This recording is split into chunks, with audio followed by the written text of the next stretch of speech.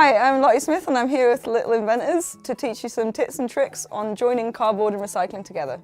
Okay, so next up we're going to be looking at different ways of attaching things together. So we'll be looking at flanges, tabs, and right down there at the bottom, slots. Okay, so first up we're going to do the flanges. So this one here is made out of paper, but I'm just going to show you how to make one out of a toilet roll tube. Okay, so you get your tube and a pair of scissors. And what you want to do is snip down. And you can try different widths for this. So with me, I'm doing about 2 centimeters apart. Now it doesn't matter how many of these you do. If you don't think you've done enough, you can add more, and it doesn't matter if they're all quite the same size. So once you've got them down all the way around, like this, you want to bend them. So they all want to be bent at about the same time, so if you just make your way around,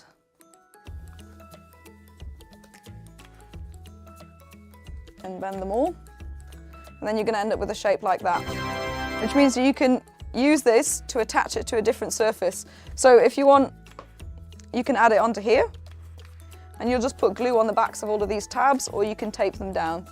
You can also take them down onto a flat surface, or if you've got a box on the inside, you could do it from the top. Next, we'll look at attaching things with tabs. So for making a tab, you're just basically using the technique we used right at the very first video of scoring. So to make your tab, you want to draw a line, score that line, and then you'll bend it. Now this piece here is your tab, and this piece is the main piece. So you can use this tab to attach. So again, you could attach it to a tube, or you could attach it down. It's quite a good way of making walls, but what you'll find is it will fall down like this. And a little hint if you want this to stay up is if you get your flap and get a pair of scissors. So you want to separate this into 3 pieces. So I'll get a pencil, and you can do this really roughly.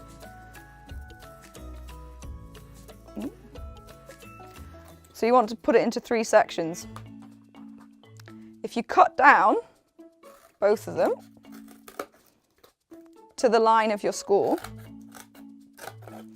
now what you want to do is you've got 3 different bits. So if you push 2 one way and you push the other this way, when you put it down, if you were to glue these down, you can see how it holds up a little bit better. It's not perfect, but it's a lot better than it was before. Okay, so you can use tabs like this to produce lots of different shapes. So for example, you can use them to make things called nets, which you can also call templates. So this one is one that makes a cube.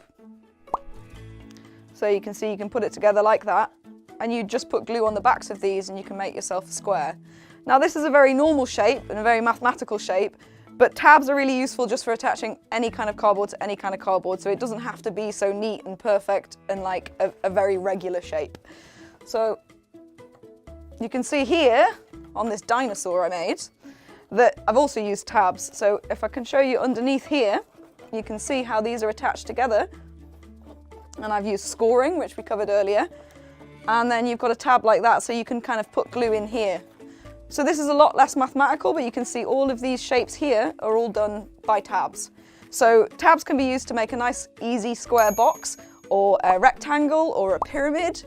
You can find all sorts of resources online as to very mathematical shaped tabs, but really you can also just do it by eye and have a little bit of fun with it.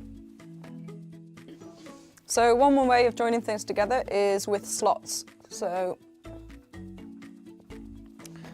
you can see here that you can make a solid object like that from these 2 pieces here. So I'll just show you how to do that. So you need 2 pieces of cardboard. These can be any size, and they can be a lot bigger, and they can be different shapes, but I'm just using squares for now to keep it simple for the explanation. So you'll need a ruler and a pen. Now your slot can be at any point. It's better for it to be near the middle, but it's not essential it's exactly in the middle. The only key is for it not to be too close to the edge, because if it's too close to the edge, it might rip, and then the object won't hold together very well. If you use a ruler, you want your line that you're drawing to go halfway the distance. So this piece of card for me is 14 centimeters wide, so I'm going to draw my line 7 centimeters in. So I've got that there. And I want to do exactly the same thing on the other piece. So you can see I've definitely not drawn them in the middle. But we can grab a pair of scissors and you want to cut down. Now you can see that this pen's quite wide. So rather than just doing one cut, you want to do two, but you don't want to do them very, very far apart, as you'll see in a minute. So you want to cut down.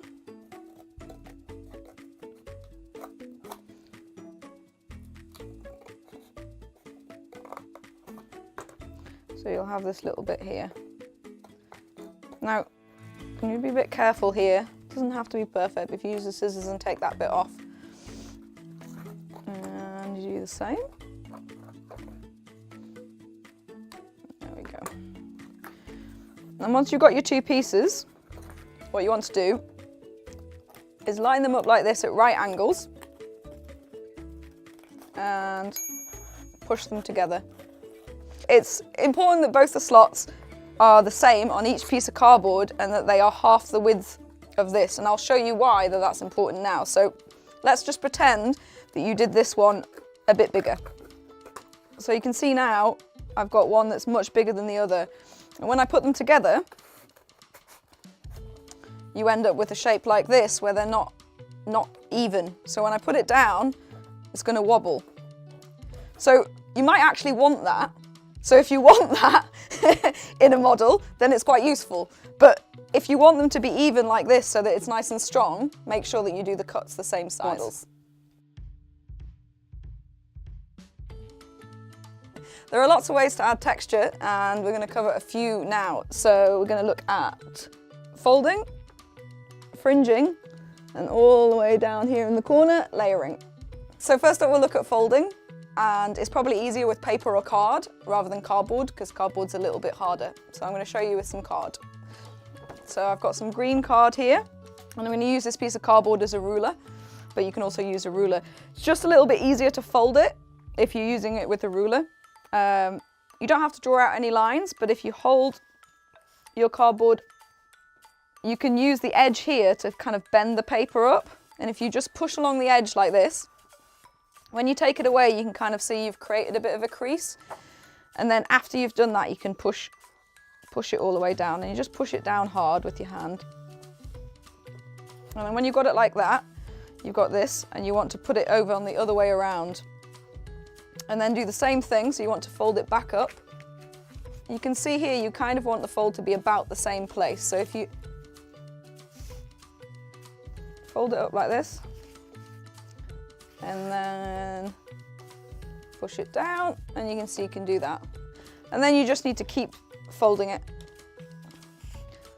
So the other way is you can just do it without a ruler. If you just look carefully, push it down in the middle, and then go out both sides.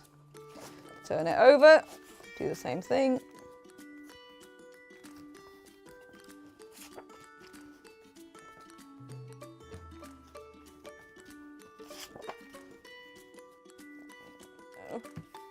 And then you've got yourself a little shape. Now I've done it with a big piece of paper like this, but if you do it with a smaller piece, you can make little things like springs. So I'm going to cut through like this, and then you've ended up with a little one. So if you'd like a little spring, you can glue that down, and it's kind of a little bit bouncy. You can also create it into a fan. So I've got one down here, which is much bigger. And you can see at the bottom here, I've taped it, sellotaped it, and it goes out, and it's much more like a fan. So you can do all sorts of different things with the texture like this. Okay, so another method is adding fringing. So I'll show you what I mean by that now. So you can use paper, and you can use card, you can use cereal box, you can basically use any kind of a different texture. And all fringing basically is cutting lots and lots of different lines. So you get your piece of cardboard and you get your scissors, and obviously be careful that you're not cutting into your hand.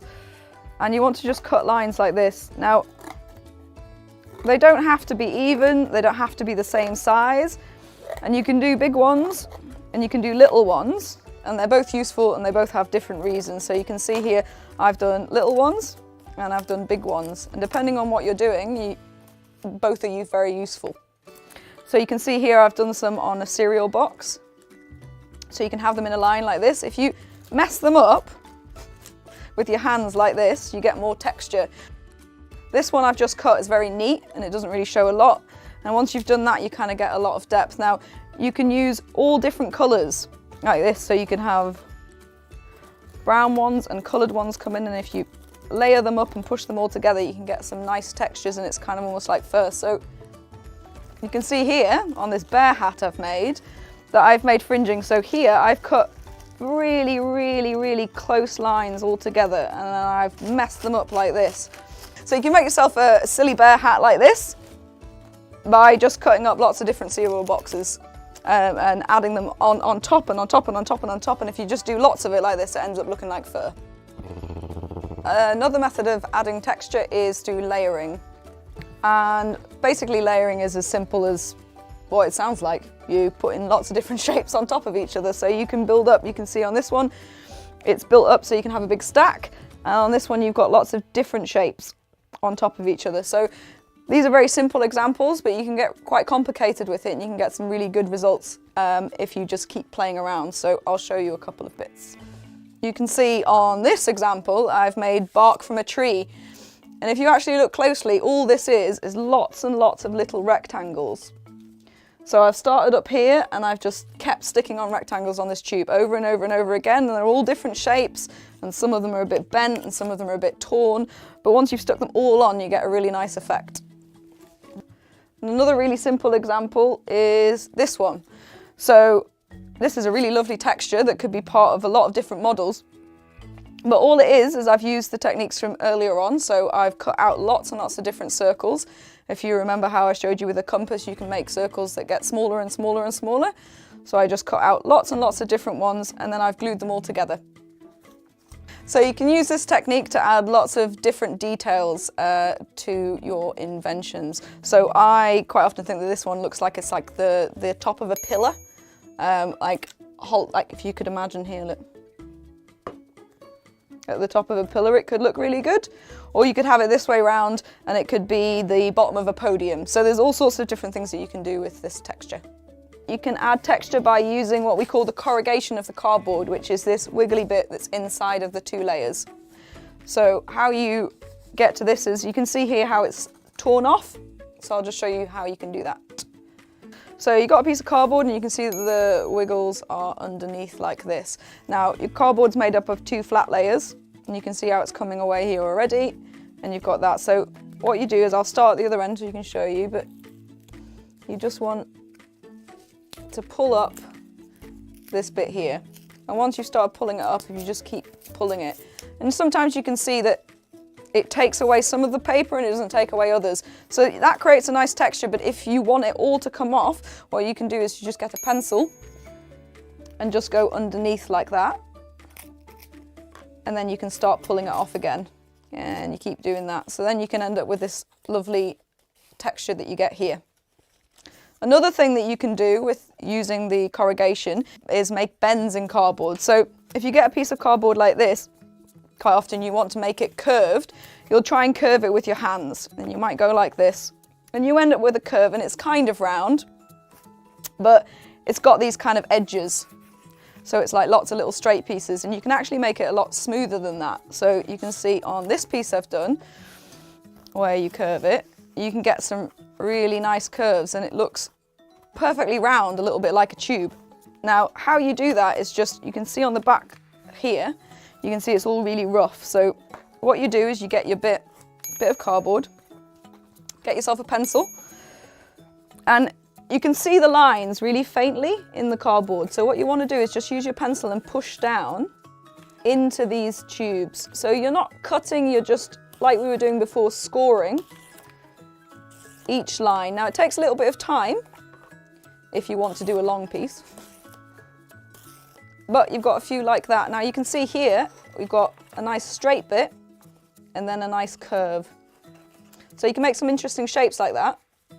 So you can see you can get a nice shape like that, which is like the corner of something if you're wanting to make a handle and you don't want it to be completely round, but you want it to have a nice little round corner.